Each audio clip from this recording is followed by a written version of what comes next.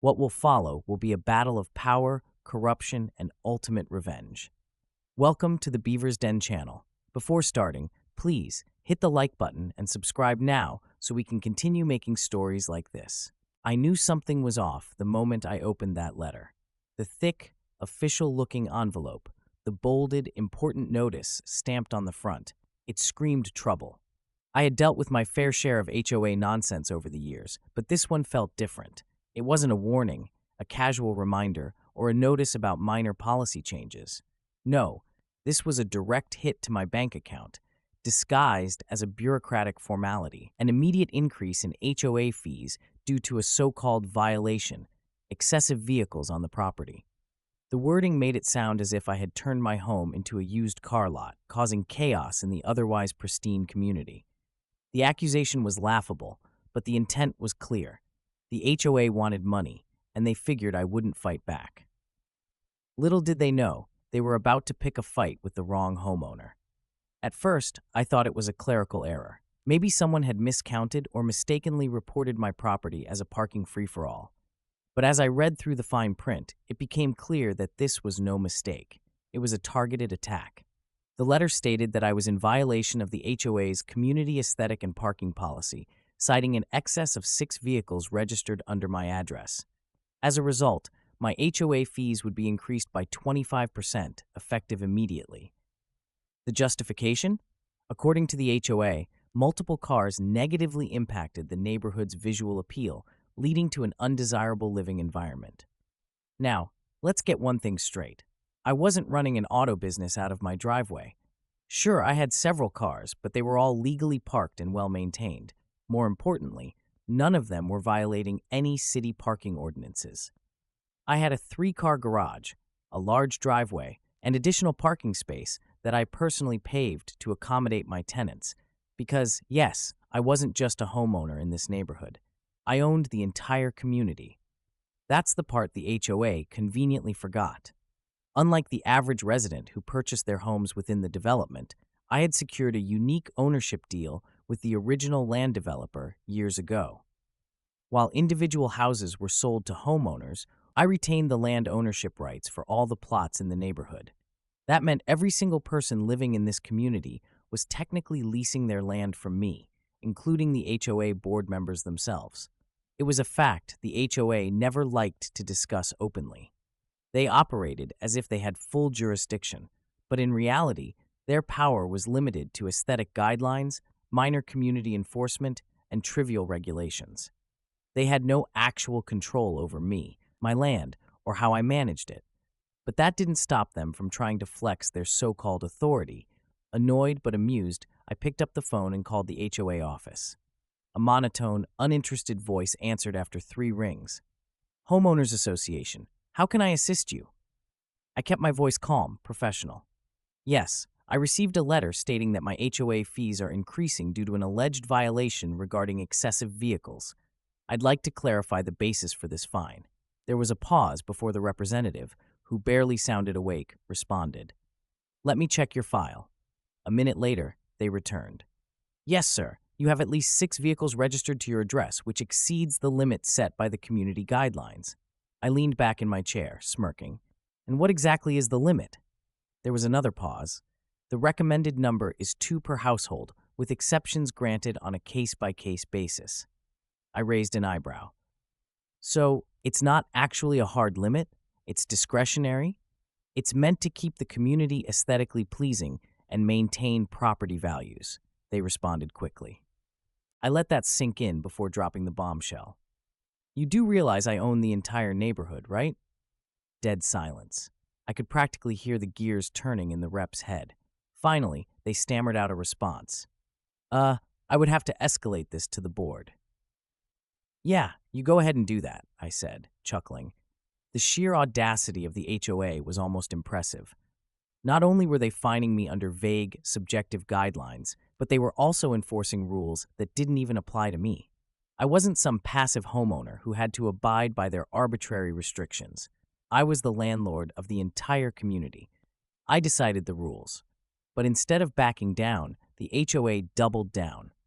A follow-up email from the board stated they would review my case, but insisted that multiple residents had expressed concern over the number of vehicles creating congestion in the community. Congestion? My properties were spread out. No one was being blocked, no driveways were obstructed, and there was no legitimate complaint. The HOA wasn't concerned about traffic flow or community well-being. They just wanted to assert control where they had none. I wasn't going to let this slide. I gathered every legal document I had proving my ownership rights and reviewed every HOA regulation that they thought they could weaponize against me. I also reached out to a real estate attorney for additional insight. His response? They have no case. If anything, you can challenge their legitimacy altogether. Now that was an interesting idea. If the HOA wanted to test my patience, I was more than willing to test their authority. The next HOA meeting was in a week, and I made sure to clear my schedule. I wasn't just going to attend, I was going to make a statement. The HOA had poked the wrong bear, and now it was time for them to face the reality of their misguided power play. I could already picture the stunned faces when I walked in with legal documents in hand, ready to tear their argument apart. They wanted a fight? They were about to get one. I could feel the eyes on me before I even walked through the doors. The HOA board meeting was held in the neighborhood clubhouse, a well-manicured building that stood as a monument to the association's self-importance. It was the kind of place where power-hungry board members gathered to pat themselves on the back for enforcing arbitrary rules. And tonight, I was walking straight into their domain, not as a nervous homeowner begging for leniency, but as the landlord of their entire operation. I arrived 5 minutes early, wanting to gauge the atmosphere before things kicked off. A few board members were already seated at the long table, speaking in hushed tones. I could tell by their stiff postures and darting glances that they knew exactly who I was and why I was here. The moment I stepped inside, conversation died. A few residents were scattered among the chairs in the audience section, most of them oblivious to the coming storm. They were here to discuss trivial matters, landscaping concerns, noise complaints, maybe a petty dispute between neighbors. None of them had any idea that tonight, their entire HOA was about to be exposed for its overreach and incompetence. I took my seat in the front row, directly facing the board. The head of the HOA, a smug-looking man named Richard, cleared his throat and adjusted his tie. All right, let's begin. The meeting was officially underway, and I was ready. The first 30 minutes of the meeting were a masterclass in bureaucratic nonsense. The board droned on about minor community updates, completely avoiding the elephant in the room, me. It was a blatant attempt to delay the inevitable, but I could wait. If they thought they could push my issue to the end and rush through it, they were sorely mistaken. Finally, after what felt like an eternity of irrelevant chatter, Richard begrudgingly addressed my presence. We have a special case to discuss tonight, he said, flipping through his papers. A homeowner has requested clarification regarding a violation notice. He didn't mention my name, a weak power move, but I wasn't playing their game. I stood up, holding the letter they had sent me. Let's not be vague. The homeowner is me, and I'd like to know why I'm being fined for owning vehicles on property that I legally own. Richard shifted uncomfortably. Mr. Last Name, as you are aware, the HOA enforces guidelines designed to keep the community aesthetically pleasing and organized. You have been found in violation of our parking policies. I cut him off. Your parking policies? Interesting. Can you show me where in the official HOA agreement it states that there is a hard limit on the number of vehicles a homeowner may have? A murmur spread through the room. Several residents turned their heads, clearly interested in the unfolding showdown. Richard hesitated. The guidelines recommend 2 vehicles per household. Recommend, I repeated, emphasizing the word. So it's not an enforceable rule? It's a discretionary policy, another board member chimed in. I smiled. So, you admit that you're fining me based on a suggestion, not an actual regulation? Silence. I walked toward the board's table, dropping a thick stack of legal documents onto the surface. Let's talk about jurisdiction, I continued. You sent me this letter claiming that I have too many vehicles on my property, but let's clarify something. Who actually owns this land? Richard looked like he had swallowed a lemon. The homeowners, collectively. No, I interrupted. tapping the paperwork. I own this land. Every single plot in this neighborhood was leased from me, and per the legal agreements attached to each sale, the HOA has no authority to impose land-based regulations on me.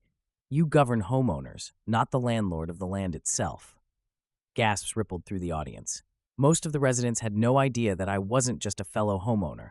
I was the actual landowner. The HOA had been operating under the false pretense that they had complete control, conveniently leaving out the small detail that their authority was limited. One woman in the back raised her hand. "Wait, you own the entire neighborhood?" I nodded. "Yes, and I've let the HOA do their thing until now, because this is overreach." Richard, now visibly sweating, tried to salvage control. "Even if that's the case, Mr. Last Name, the HOA's primary function is to uphold the community's standards, which includes ensuring that excessive vehicles do not create congestion." "Congestion?" I let out a laugh. "Where's the proof that my vehicles are causing any congestion? Show me complaints. Show me records of blocked driveways. Show me citations from city officials." "Oh wait, you can't, because this isn't about congestion. This is about control." I turned to the residents. How many of you actually knew that the HOA could increase your fees based on recommended guidelines rather than actual enforceable rules? Silence. Then, one by one, people began murmuring. A few even shook their heads, realizing they had been paying fines and extra fees without legal justification. Richard slammed his hands on the table. "We are within our rights." "No, you aren't," I countered. "And if you push this, I'll take legal action." The room went deadly silent. Richard's face turned a deep shade of red. "You wouldn't," he spat. I smiled coldly. "Oh, I absolutely would." Then I pulled out my trump card. "I've already spoken with my legal team. If you don't rescind this fine and publicly clarify that these vehicle limitations are merely suggestions and not enforceable rules, I will sue this HOA. Not only that, but I will petition for a full review of your financial practices." A collective intake of breath from the audience. A few board members shifted uncomfortably. One brave resident stood up. "Wait, what financial practices?" I turned toward him. "Good question. I did some digging. The HOA has been collecting increased fees and discretionary fines for years, but I haven't seen any public record of where that money goes." Now that got the room's full attention. Residents leaned in, whispering to each other. I continued.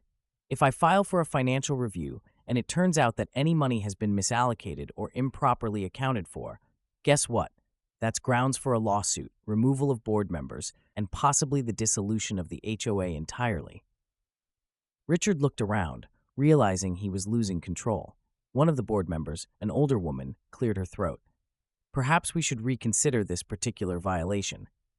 "Perhaps you should," I said, staring directly at Richard. "Because this was a mistake. You picked the wrong person to shake down." The residents were fully engaged now. Some were even nodding in agreement. The illusion of HOA power was shattering before their eyes. Richard clenched his jaw, his hands balled into fists. "We will review this case further," I smirked. "You do that, but while you're at it, prepare for a full financial audit request." The meeting ended with no resolution, but that was my victory. The HOA had been backed into a corner, and now the residents were questioning everything. I had cracked the foundation of their authority, and this was just the beginning. The moment I walked out of that board meeting, I knew the fight wasn't over. I had humiliated them. The HOA, an entity that thrived on unchecked power, had been publicly challenged. Their credibility had been shattered in front of the very people they were supposed to control.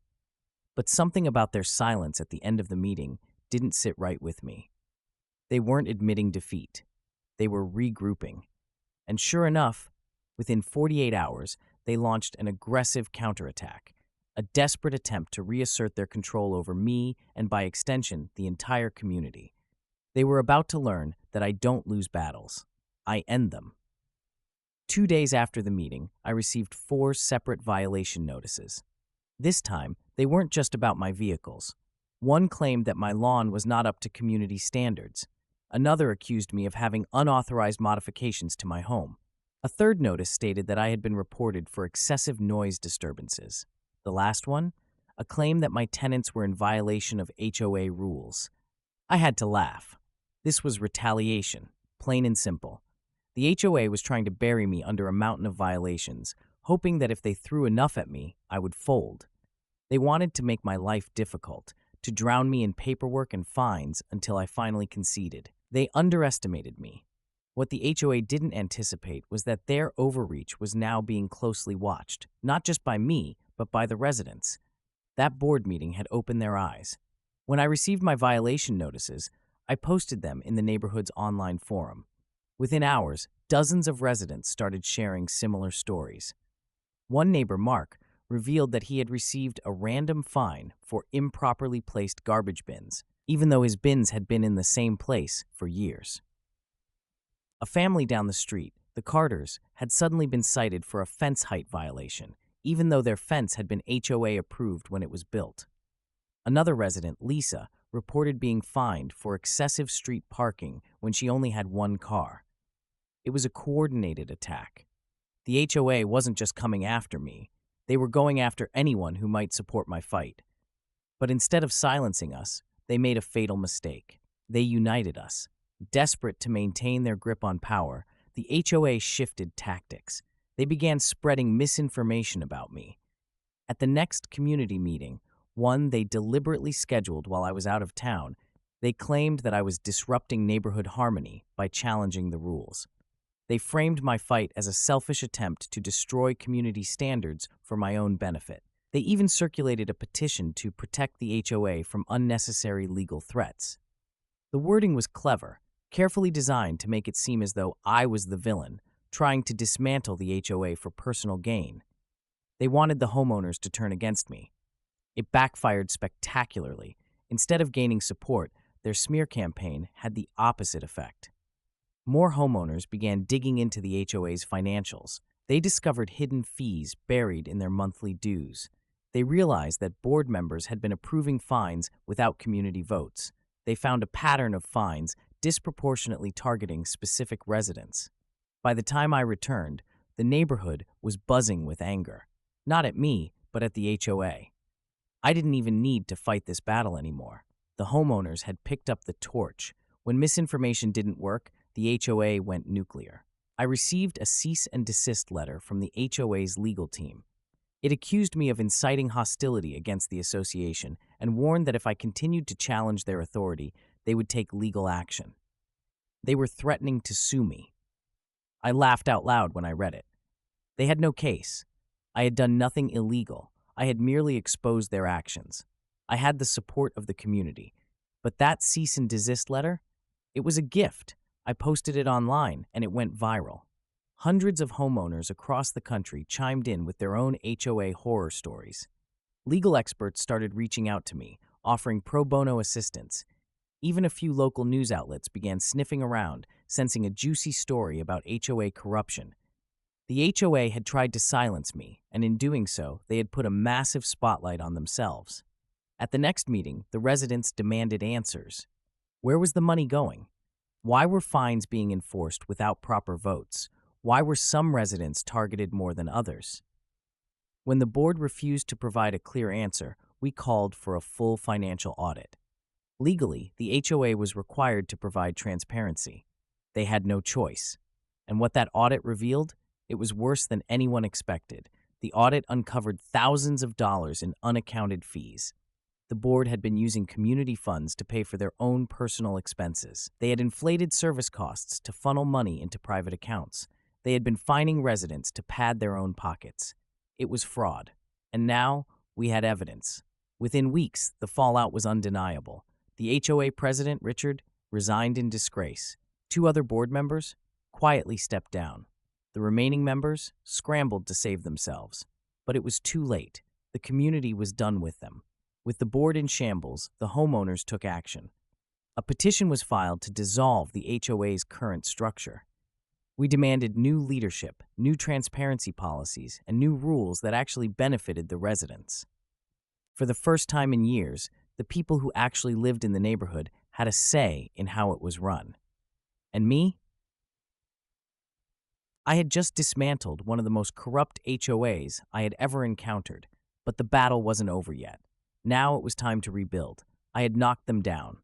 But now I was going to bury them. The HOA was in shambles. Their president had resigned in disgrace. Their finances were under investigation. Their credibility had been shattered. And yet, they still refused to admit defeat. Instead of surrendering gracefully, the remaining board members did what all desperate people do. They doubled down on their mistakes. They thought they could still fight me. What they didn't realize was that I was just getting warmed up. With the board in crisis, they had one last move left: intimidation. First, they sent another round of bogus violation notices. My mailbox was suddenly non-compliant. My outdoor lights were too bright. My tenants had been reported for suspicious activity. Then came the phone calls. Anonymous board members reached out to residents, whispering that if they sided with me, they might face fines and penalties themselves. And when that didn't work, they went after my tenants. One morning, I received a panicked call from one of my tenants, Sarah. "They're trying to evict me," she said, voice trembling. I frowned. "Who?" "The HOA. I got a letter saying I'm in violation of the lease agreement and that they'll have me removed if I don't comply." That was interesting, because the HOA didn't own her lease. I did. I told her to forward me the letter. Sure enough, it was a blatant lie. The HOA had no authority over tenant leases. They had fabricated a fake eviction notice to scare her into leaving. They were illegally interfering in my rental agreements. That was the final straw. They had just committed tenant harassment, a real prosecutable offense, and they had done it on paper. I had them. I wasted no time. Within 48 hours, my legal team had filed a cease and desist order against the HOA for harassment, a formal complaint with the state's Department of Consumer Affairs, a lawsuit for interference in private rental agreements, and the best part? I wasn't alone. Several other homeowners joined the lawsuit. Former tenants stepped forward with stories of discrimination and harassment. Even a few HOA board members came forward, willing to testify against them. This wasn't just a legal battle anymore. This was a full-blown takedown. I didn't just file the lawsuit. I made sure everyone knew about it. I leaked the HOA's fraudulent eviction attempts to the local news. I posted every shady violation notice online for the world to see. I contacted state officials to demand an independent HOA audit. The media ate it up. Suddenly, my quiet suburban neighborhood was front-page news. Local HOA faces legal action after allegations of fraud and harassment. Homeowners fight back against corrupt HOA. They tried to bully us. HOA under investigation for financial misconduct. And just like that, the walls started closing in. With the pressure mounting, the HOA board began to fracture. One board member, Susan, resigned and tried to distance herself from the scandal. Another, Todd, panicked and started blaming Richard, the ex-president. A third board member was caught shredding documents late at night, caught on a neighbor's security camera. The ship was sinking fast. And then came the biggest bombshell of all. During the legal discovery process, we obtained financial records from the HOA. And what we found? Fraud. Massive fraud. The HOA had been inflating service costs for years. They had diverted funds into personal accounts. They had spent community money on private vacations, expensive dinners, and even luxury spa treatments. The total amount missing? Over $150,000. This wasn't just HOA mismanagement anymore. This was a criminal case, and the authorities were paying attention. One morning, Richard, now just an ex-president trying to save his own skin, got an unexpected knock on his door. It was a team of investigators. The audit had found enough evidence to warrant an official fraud investigation. And within days, 2 board members were arrested. One fled the state. The HOA was officially placed under government oversight. Game over. With the corrupt board gone, the community took back control. New leadership was elected. All unfair fines were rescinded. Transparency policies were put in place. For the first time in years, the HOA actually served the homeowners. And me? I made sure it would never happen again. With the dust settling, I had one last move to make. I bought out the HOA. That's right, I took full ownership of the community. No more ridiculous rules, no more unfair fines, no more power-hungry board members. Instead, I replaced it with a resident-led advisory committee. The homeowners finally had true control over their neighborhood. And as for the old HOA, it was nothing more than a bad memory. What started as a petty fine over too many cars had turned into a full-blown war. They tried to intimidate me. They tried to turn the neighborhood against me. They even tried to illegally evict my tenants. And in the end, I won. Because bullies like the HOA, they only win if you let them. You ever see a sandcastle get washed away by the tide? At first, it stands tall, almost defiant, as the waves chip away at it little by little. Then, just when it looks like it might hold, the whole thing collapses in an instant. That's what happened to the HOA. For years, they had ruled through fear. They issued fines like they were taxes, controlled the neighborhood with an iron fist, and expected everyone to bow to their authority. But the second their dirty secrets came out, it was over. The homeowners, who had once cowered under the HOA's rule, finally saw them for what they were: corrupt, incompetent frauds. And let me tell you, there is nothing more dangerous than people who suddenly realize they've been lied to for years. In the wake of the HOA scandal, something incredible happened. People who had never spoken out before suddenly found their voices. Homeowners who had been fined for ridiculous infractions started coming forward. Tenants who had been bullied and threatened shared their horror stories. Even former board members, the ones who had resigned before things got bad, spilled the truth about how the HOA had operated. The HOA had ruled through silence. Now, the silence was broken. At the next emergency community meeting, held in the very clubhouse where the board had once lorded over the neighborhood, the homeowners took back control. I made sure to arrive early. I wasn't running the show. That was the point. This wasn't my battle anymore. The people had taken up the fight, and now I was just a spectator watching the show. By the time the meeting started, the room was packed. Homeowners stood shoulder to shoulder, filling every seat. Some even stood outside, listening through open windows. There was an energy in the air, a mix of anger, determination, and a thirst for change. The remaining board members, the ones who hadn't already quit, looked like cornered rats. And then it began. One by one, the residents stood up and unleashed years of frustration. A retired veteran named Mr. Jenkins went first. "I've lived here for 15 years, and I've never seen an HOA act like a damn mafia until now." A single mother named Rachel added, "You fined me $200 for having a garden hose visible from the street." A hose! Meanwhile, you were stealing thousands from us. Another resident, Mark, waved a stack of HOA notices in the air. "How many of you have been fined for nonsense? Raise your hand." Almost every hand in the room went up. The board members sat frozen, sweat beading on their foreheads. Then the shouting started. "We demand an explanation. Where's our money? You should all be in jail." For the first time, the HOA had no power. The people weren't afraid of them anymore. After an hour of furious testimonials, someone in the back stood up and made a motion to dissolve the HOA entirely. "I second it," someone else called. Richard, the disgraced former president, was nowhere to be found.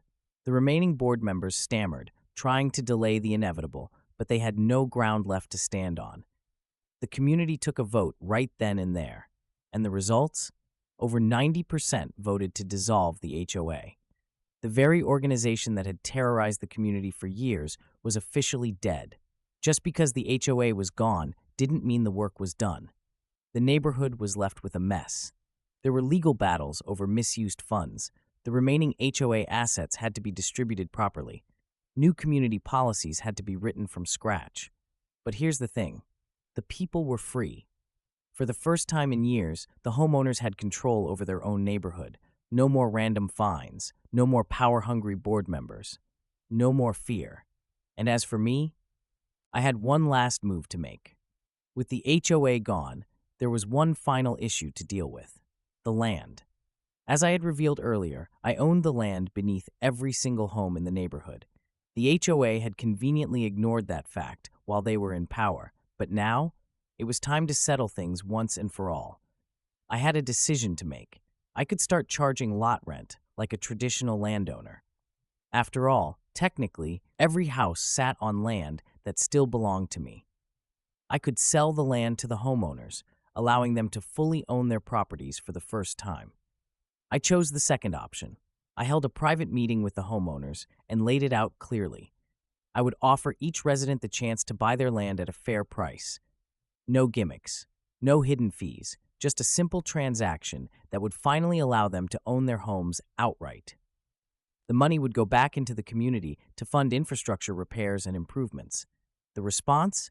Overwhelming support. Within months, the neighborhood had transformed. Homeowners made upgrades without fear of HOA interference. People actually enjoyed their community again. The resentment and paranoia that had ruled for years finally faded. For the first time, this place felt like a real neighborhood. There was only one thing left to do: erase every last trace of the HOA's rule. And that meant taking down the HOA clubhouse. That fancy building, the one where they had once held their meetings, issued their ridiculous fines, and treated homeowners like peasants, it was symbolic of everything wrong with the old system. So what did we do? We turned it into a community center. The once restrictive HOA office became a shared space for residents. The room where they once handed out fines, now it was a free library. The boardroom where they ruled over the neighborhood turned into a rec room for kids. The last remnants of the HOA's power had been wiped away. The war was over. The HOA was gone. The corruption had been exposed. The homeowners had taken back what was theirs. And me? I had won. Not just for myself, but for every person who had ever been bullied by an HOA. The message was clear. They don't control you. You control them. And if they forget that, remind them who really owns the neighborhood. The war was over, but I wasn't sure if I had won or simply survived. The HOA was gone, their empire crumbling into nothing but a bad memory. The corrupt board members had fled or faced consequences. The residents had finally taken back control of their own neighborhood. And yet, something didn't feel right. I had spent months locked in battle, exposing their fraud, dismantling their authority, tearing down everything they had built. But now that they were gone, a new question loomed in the air like a storm cloud. What happens next? At first, there was euphoria. Homeowners celebrated in the streets like we had overthrown a dictatorship. People tore down old HOA signs. A few even burned their old violation notices in their backyards. For the first time in years, people felt free. No more ridiculous fees, no more random fines, no more paranoid fear of a corrupt HOA watching their every move. But that's when reality set in. The HOA may have been evil, but it was also the glue that held the neighborhood together. Now there were no rules, no structure, no oversight, and some people saw that as an opportunity. At first, it was small. One neighbor put a massive junkyard of rusted cars in his driveway.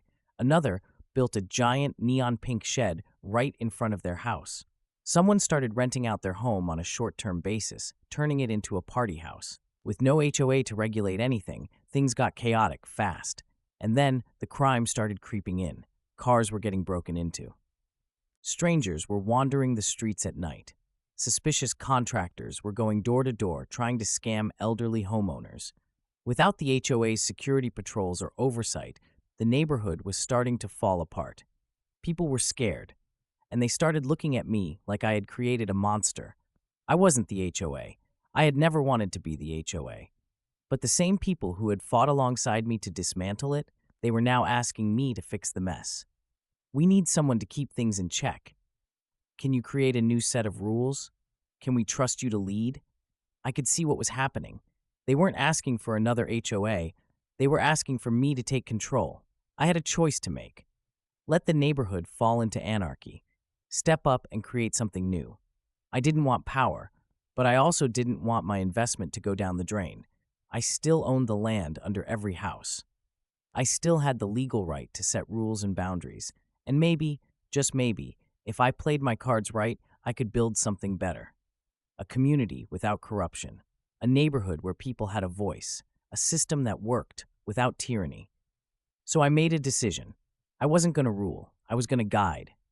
I called for one final meeting. This time, when I stood before my neighbors, I wasn't there to fight. I was there to offer a solution. No more HOA. No more hidden fees. No more power-hungry board members controlling everything. Instead, we would create a resident advisory committee. Voluntary participation. No one would be forced to comply with arbitrary nonsense. Clear guidelines. No more ridiculous restrictions on mailbox colors or how many cars you could own. Transparency. Every financial decision would be voted on by the people for the people. The crowd listened in silence, and then, one by one, they started nodding. For the first time in this whole battle, I felt something different. Not just victory. hope. Over the next few months, everything changed. The advisory committee cleaned up the mess. The short-term rental parties, gone. The security patrols, reinstated without shady HOA fees. The ridiculous junk piles in driveways, handled with respect, not fines. Instead of a dictatorship, we had built a true community. People helped each other. Decisions were made together. And the neighborhood finally felt like home. And me? I stepped back. I had no desire to rule. I just wanted to live without someone telling me how many cars I could own. One night, months after the battle had ended, I stood on my front porch and watched the neighborhood. It was peaceful, quiet. No more angry board meetings. No more unfair fines. No more tyranny disguised as order.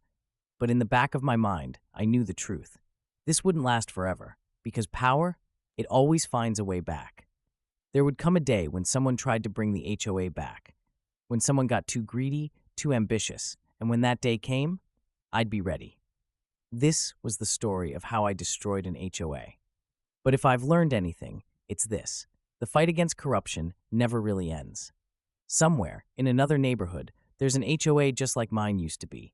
And maybe, just maybe, someone like me is getting their first violation notice right now. If that's you, remember this. You don't have to let them win. You can fight back.